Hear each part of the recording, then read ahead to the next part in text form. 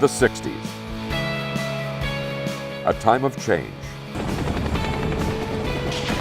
of fear, of anger. A time of challenge. Stop. 50 years later, a time of accelerated change. Tired of being peaceful and tired of being calm. Of more fear, more anger. A time for Challenge 2.0.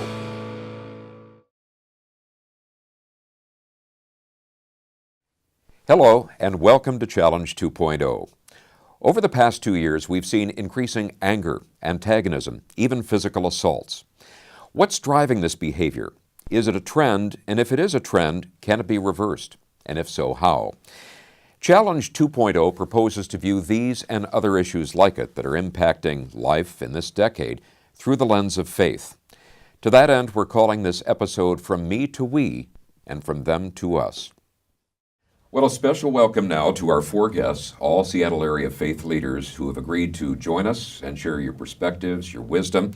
Rabbi Daniel Weiner of Temple to Hirsh Sinai in Seattle, Pastor Terry Kyllo of Neighbors in Faith, Aneelah Afzali, who is the Executive Director of MAPS Amen, the American Muslim Empowerment Network, and Father Treacy of the Treacy Levine Center. Thank you again so much for joining us. And I'm Jeff Renner. I'm simply here to moderate this, act as air traffic controller, if you will. When each of you agreed to join us, I asked you to sort of dig back, and probably the challenge is finding just one, but one instance that you think is iconic of the troubles we're facing as a country right now and that disturbs you. Rabbi, perhaps we could start with you first. The thing that comes, unfortunately, first to mind is something that happened last spring in the aftermath of some defacing of signs outside of the Muslim Association of Puget Sound. Within a month or so after that, someone defaced one of the sacred walls of our old sanctuary with Holocaust-denying graffiti. And to me, that really was iconic of not only some significant changes in our broader culture, but just the notion that the Holocaust could be denied, and the perpetrator utilized the phrase fake history, which unfortunately echoes some of the rhetoric of our current president and administration. And for me, it really was just reflective of the fact that there is a newly empowered extremist element in our country that feels that it has license to do things that it was perhaps shamed into not doing previously. Pastor Terry. So I'll kind of go the other direction and go very, very small. So I was at an event a couple days ago with a group of 20 people in Anacortes, Washington, and this very beautiful, wonderful man with wonderful values who's cared for his wife through her Alzheimer's began to talk to me about how fearful he was about Muslims. And I won't repeat all the fears, but we've heard those same fears from the anti-Muslim hate groups across this country. And what they really did was use his own values, his own care for his family and his country, but misrepresented Muslims. And so kind of turned this very kind, loving man into a person so fearful that he could hardly hear anything I had to say. And so what was emblematic to me about that was that we have a whole lot of really good people who are, instead of learning about others by talking to the others, they're learning about other faith groups, other minority groups, through hate networks and through third parties that do not fairly represent them. Aneelah. Yeah. Thank you for having us. Certainly we've seen an increase in hate crimes against Muslims in our country, some of the highest levels in our nation's history. We've seen statistics that show an increase in 2015 of 67%, according to the FBI, of hate crimes against Muslims in our country. We have the Council on American Islamic Relations giving us numbers of something like over 90% increase in 2017 as well. So there has been this tremendous increase in these kinds of hate crimes, bigotry, discrimination, political rhetoric, and sadly, a lot of what we're seeing and hearing, particularly with the slurs and things like that, are things that we hear every day on mainstream media.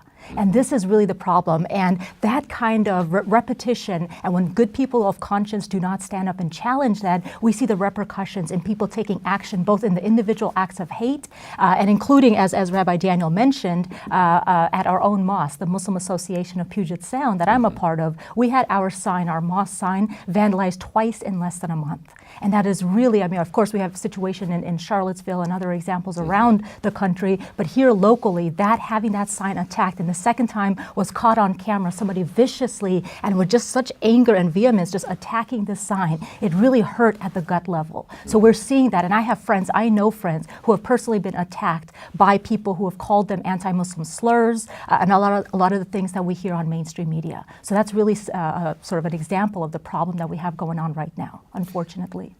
Father Treacy, I'd ask you a two-part question, both an example like the others that sticks out in your mind, but you have an unusual perspective. The reason we call this Challenge 2.0 is there was a Challenge 1.0, and you were one of the founding guests on that, if you will.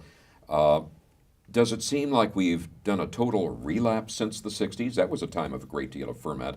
Or is there some reason for hope that perhaps this is not totally representative? What's your take on that? I have both. I was raised in Ireland, and I had very little contact with Jews, very few Jews in Ireland. I met Rabbi Levine. I learned the terrible problems they faced in Europe, in Tsarist Russia and Europe. So we decided to start a TV program with the help of the KOMO TV and take up another problem at the time. Kennedy, a Catholic, was seeking to be president, and many Americans thought he'd be taking orders from the Pope, that America was in danger. But we addressed these problems at church and state and our attitude to the Jews. I feel we made some progress. A Catholic was elected, that problem doesn't arise anymore in regard to religion. And I think in regard to Jews, while there's still problems facing there, we had 300,000 people watch that program every week. So I think we made some progress in those areas. So I do see reason for hope that we do have to address problems in regard to race, in regard to Muslims, at the future, as we did those. When you mentioned the 300,000, I can only hope that we have 300,000 that will be watching this as they get the opportunity. We've talked a little bit about the issue of has there been a total relapse or not. I'd like to ask the other three of you, what are your perspectives? What are your takes on that from where we were in the 60s and 70s? I feel like we've made a lot of progress, which is wonderful, but we still are running across some of the same kinds of issues, same kinds of problems. Unfortunately, what we see happening is a backlash, in a sense, to some of the progress that's made. And we're also seeing different people, different groups of people being otherized. So today it's Muslims. In the past, it may have been Catholics or Jews or Japanese Americans or others. So we are seeing sort of that repetition of that script with different characters, unfortunately. And I think what's important is when we make that progress, we make it for everybody and make it clear that we will not allow for this kind of division to be created, because the sort of the targeted community, hopefully we will get over sort of the demonization that is occurring today with specific communities, just like we have in the past. But of course, we still have a long ways to go. We still have race problems in this country, as Father Treacy mentioned. So that is something we still have to address, and it's an ongoing issue in our country. Terry? So during the time when the Jim Crow laws were being put forward in the South, really a lot of African Americans and a lot of poor white Americans had a whole lot in common, but they were pitted against each other. Mm-hmm. And I feel that there's a lot of forces today for a host of different reasons who are pitting different people against each other. The fact is that we're in a time of incredible change, where automation is impacting the number of people able to work in manufacturing, and that automation is only going to speed up as 46% of the jobs in the United States are capable of being automated in the next 20 years. And so what we're talking about is a deep sense of anxiety in our larger population. And what we had, I fear, is a presidential candidate in this last election who became president, Donald Trump, who instead of evoking the real issues that are facing us in our economy, began to scapegoat Mexicans for taking our jobs, Muslims for making us unsafe, and the Chinese for taking our factories. And when you start to take your anxiety and you begin to force it or to focus it on groups that are vulnerable, that begins to unleash a kind of violence, both verbally and physically, that is very difficult to slow down once it begins. But I also see a tremendous amount of effort on the part of many different faith communities, leaders of all kinds, coming together and reaffirming our common humanity. And actually, I see this as an opportunity for us to deepen the kind of change that's going on, because ultimately, it's not about us versus them. We're all just human beings, and we've got to find a way to live together and to support each other in our basic needs and in our pursuit of life, liberty, and the pursuit of happiness. Daniel? I mean, I concur with everything that's been said. The two extra points that I would add, one is that I think it's a bit deceptive to feel that the progress we've made, particularly with race since the Civil Rights era, somehow has closed the book on race in this country, or that having an African-American president somehow means that we're living in a post-racial society. We're not. If anything, the problems are more structural, sometimes more subtle, sometimes less. And I think we need to look at issues of race within a very different context than we did 50 years ago. And just to amplify, Terry, what you were saying before, I would love to see a politician, a potential presidential candidate, speak to the very unifying issues that you have enumerated, to speak to those elements of citizenship that we all share, to those elements of just what it is to exist with dignity and comfort and well-being and health and blessing. We need a presidential candidate who will speak in quasi-religious terms, but in ways that will focus upon the myriad ways in which we share common aspirations and common dreams. And I think what we're sorely needing is a politician who can lead us in that unifying way and kind of take us to the next level, hopefully a better level, for what it is to be an American citizen. Mm-hmm. As I look back 30, maybe even 20 years ago, most people in this country tended to get their news, their information, even their commentary from a couple of different sources. We had 3 basic networks and PBS. Those have splintered and multiplied almost to an uncountable number. The writer and editor Louis Lapham said that Fear is now America's top-selling product, that it's available 24/7 as a cable channel or mobile app, and he was very blunt about this, in all the shades of the paranoid rainbow. Is that a fair statement? And how do you see that we can work with the reality of these many different sources of news and information to try to get some unification or ability to bridge these gaps? My colleague on TV, Rabbi Levine, said a picture is worth 10,000 words. So take a picture. Jesus told us how to treat one another, be kind, give them drink to the thirsty, visit them in prison, and so on. One editorial in a local newspaper said, how come it takes a hurricane at Channel 4 to teach us how to treat each other? People volunteering to take people from rooftops and dangers. So to me, if we can capture that spirit of Houston, for the pictures that you just see, without words, this is what we're called to do. That's my vision for the future. If we can have people capture that vision of what happened in Houston, what unfortunately happened in Florida this weekend, that's the vision I want to keep in mind. Anyone else with an observation? No, I mean, I agree with you that we are living in a very different time. Some said that if Nixon and Watergate had happened now, he wouldn't have had to resign and he wouldn't have been impeached, just because there would have been a whole other alternate media reality kind of bubble to defend him. I think it's a real challenge. We are so atomized, not only in what we imbibe from the media, but the sense of reality and perspective on reality that emerges from that. It's incredibly challenging. I mean, I know this is easier said than done, but what we need is somebody who bears a message which both is savvy enough to incorporate some of the elements of our current media that are required to really permeate people's consciousness and attention, but at the same time to offer a message that transcends just the mechanism, that transcends just appealing to the, as you were saying, appealing to the fear and appealing to the most base instincts. And I think it's possible. I think we can have a substantive message that transcends the atomization, but at the same time utilizes elements of current media to reach people in the most effective way. Mm-hmm. Yeah, I would say that in addition, just that that the fear is selling, and it's atomizing us, it's individualizing us, and it's tribalizing us. And there is in the human spirit and the great and wonderful capacities, but we also have the capacity to see other people as not human. Mm-hmm. And so we're kind of having difficulty recognizing the human in other people right now. And those same kind of dynamics, although not with this very fractal, kaleidoscopic media situation, were evident in Egypt, were evident in first century Palestine, and were evident in 7th century Arabia. And what Moses, Jesus, and Muhammad basically said was that there's no way around the pain that they were in, mm-hmm. but there was a way through it. And that was to recognize that there was one creator of all people, and therefore we're all related. Mm-hmm.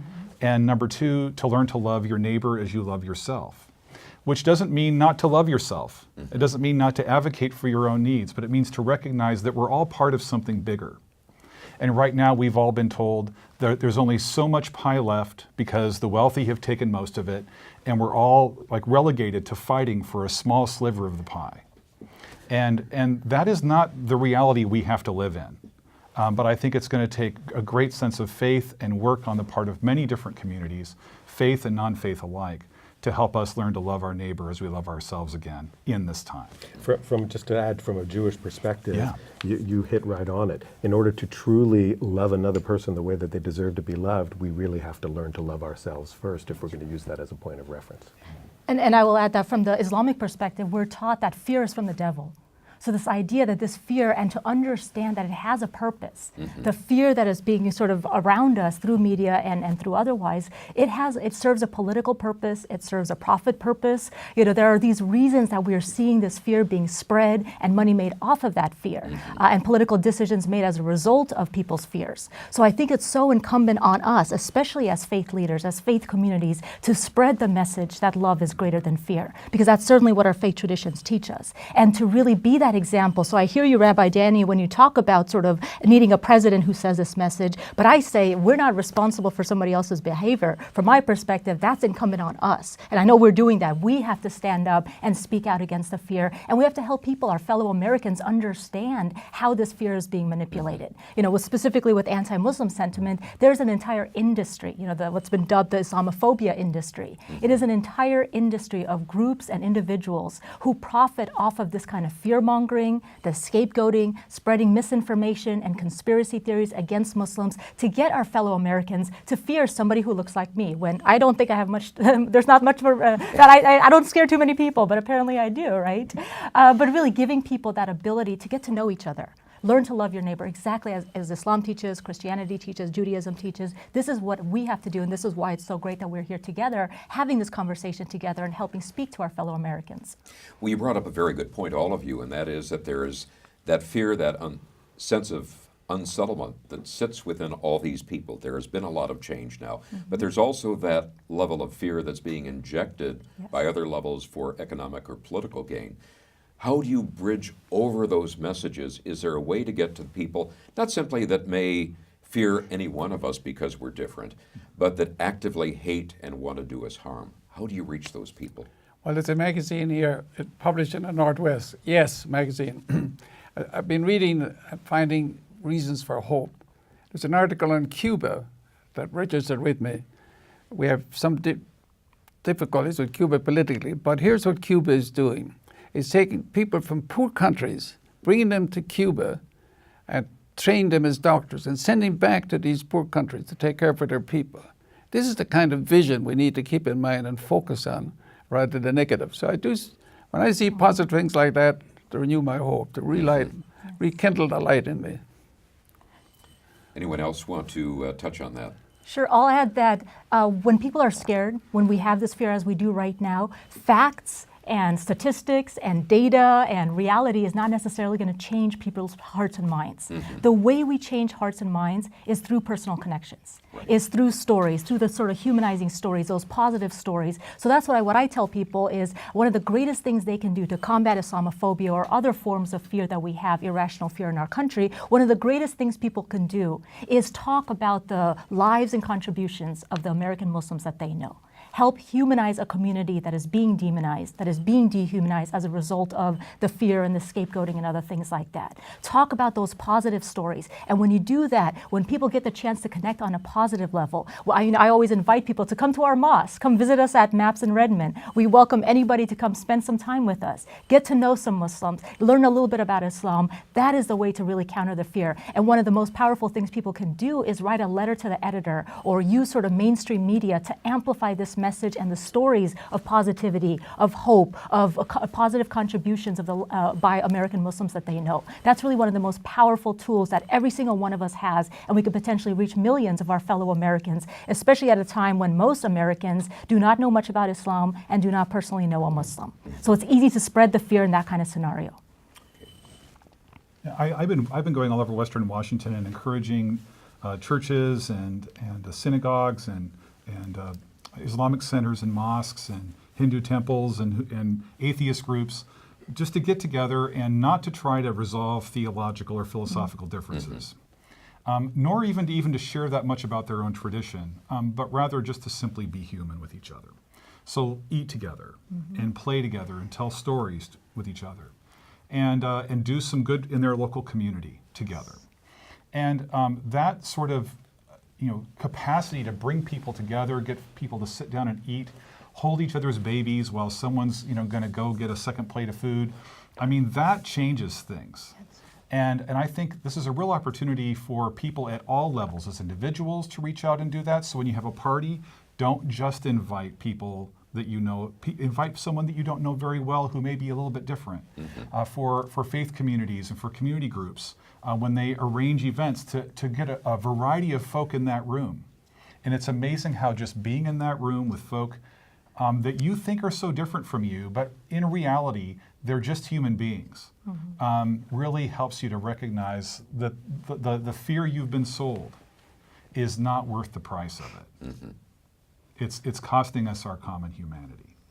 I mean, I think what we're really talking about is appealing to people's hearts rather than their heads. There's a scientist, a social scientist who wrote a very powerful book that came out a couple years ago called The Righteous Mind, that basically attributes the incredible divide that we have over politics, religion, and everything else to the fact that people really make decisions based oftentimes on gut impulse. Now, for better or for worse, it's just how we human beings are hardwired.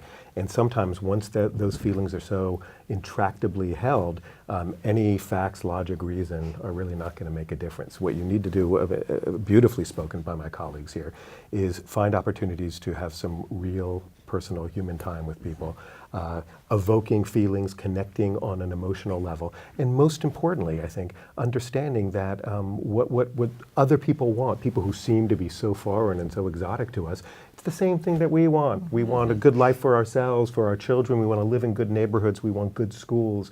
And again, I think appealing to those higher issues that all of us aspire to, and within this country and our political system that is somewhat centralized. Absolutely it should come from the grassroots and it should percolate from below, but I think it needs to be concerted and it needs to be distilled and concentrated from above, and we need that kind of message. We need a leadership that better reflects the true heart and soul of what America is about. Absolutely. Do you think part of that is people have stood back thinking it will all work out all right, and that in fact this may be a good motivation to realize things won't be all right if I stand back, but you need to involve yourself personally? I mean, I think it's somewhat different. I think people are just so overwhelmed by the immensity of what's going on, and so fatigued by the daily up and down of the latest transgression or the latest breach of law, or whatever it is, that people are just kind of, stepping back and saying, I just can't deal with it anymore. And I understand that to a certain extent, but if we allow ourselves to become that inured, that is, as you were saying, that is exactly what it takes for evil to propagate and to spread, is for good, decent people to have had enough or to pull back. And I think we have to really resist that, because the stakes are too high for ourselves, let alone our children and grandchildren. Yeah. You've each alluded to some possibilities. Let me ask you, at the beginning of the program, we said, was there one instance, one example that really struck you as being terribly disturbing of where we're at? Do each of you carry with you an image of something that you've witnessed or heard about that really gives you hope? I can tell you one. First of all, I'm impressed by my colleagues talking about the importance of getting to know one another, especially you, Amelia, to get to know Muslims. I think it's extremely important. But it's a story of how, when you meet people, how very negative things can happen. A priest who was a medic in the Nazi army in Russia was bringing back some severely wounded German soldiers. He came to a Russian farmhouse. He had to get them in out of the freezing cold. So he knocked on the door and asked, could they shelter these 2 German soldiers? Well, they were very hesitant, because if the word got out, their life would be taken. Finally, they agreed to take them. He said, just give them water.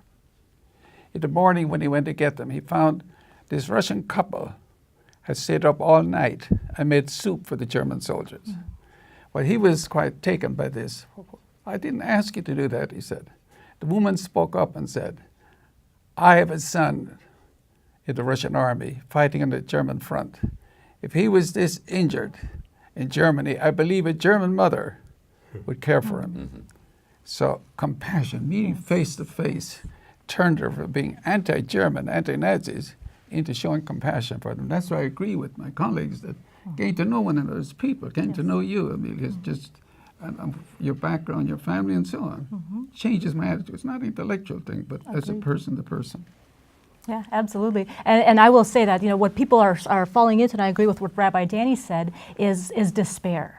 Fatigue and despair, and that's dangerous territory to be in. It's really important. I know for me personally, my faith teaches me the hope and optimism that I need. I think it's a disservice to previous leaders who came in, Martin Luther King, Nelson Mandela, and others who came before us who faced difficult circumstances as well. I think it's unfair to them to say that we lose hope. We cannot lose hope. And what I see every day in the work that I do with the wonderful people that I get to work with, I see that hope. I see reason for that strength and inspiration that I can draw from other people coming together and saying, I will not stand for this. The example I gave in the beginning was our mosque sign being vandalized twice in less than a month. And the specific response, even though those acts by individuals, they were acts of hatred, we had an outpouring of individual and communal manifestations of love and solidarity and coming together. People who had never walked into a mosque before. When that happened, they came to us and they said, we do not agree with this. This does not represent us. We stand with you. And to have that kind of communal support and solidarity, that was powerful.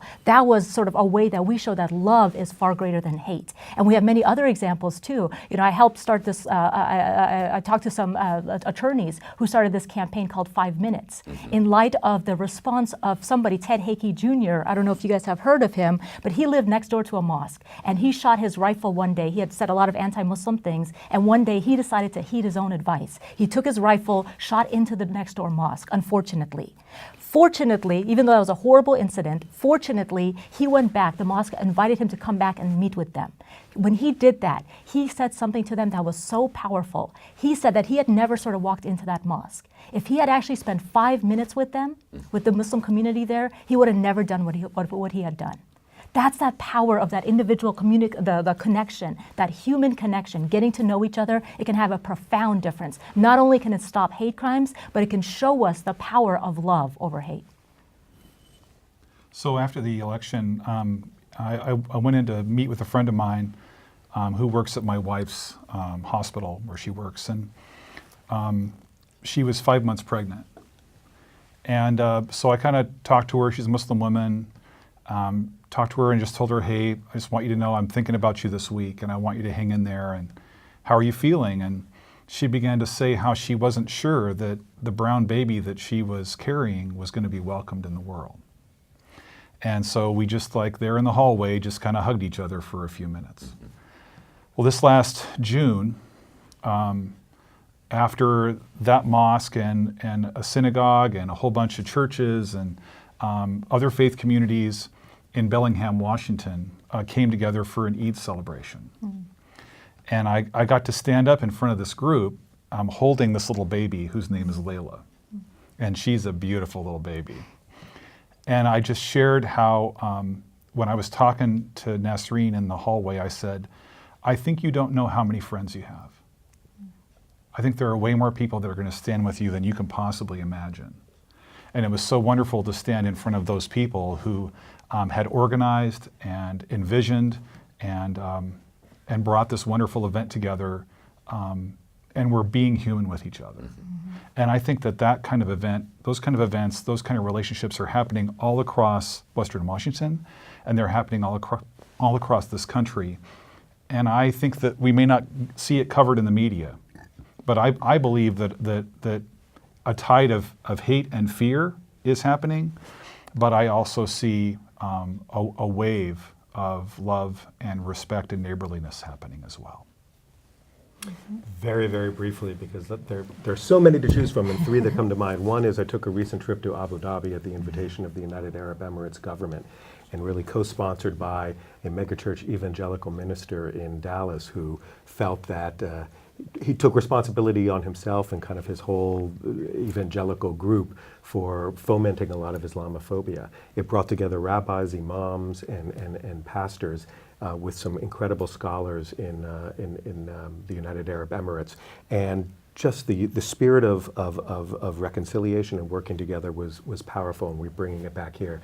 Secondly, I took a trip at the invitation of the German government for rabbis, and just not only seeing the way in which they confront their past and seek to repair the damage that they've done, but the incredible way that the country of Germany is truly a light unto the nations in terms of an example of welcoming in refugees and the most vulnerable is critical. And lastly, we just recently rededicated the space that had been defiled.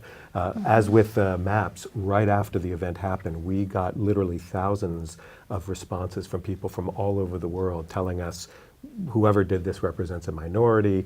The Jewish community is loved locally and around the world. So please don't take this as an indication of anything. And we just dedicated a beautiful mural that reaffirms the values of peace, love, connection, and blessing that are so critical. We could go over so much more if we had time, but unfortunately we're at the end of our time. But I'd like to thank each of you for participating in this and hopefully giving people watching some idea of what they can do. And it seems like one of the best things they could do is take that risk, reach out a hand, and go visit, get to know somebody that you really don't know. Our thanks to those of you watching us, and you can watch this program or suggest some topics for the future use by joining our website, www.tracylevine.org. We invite you to join the group, join the conversation. Thank you again for joining us.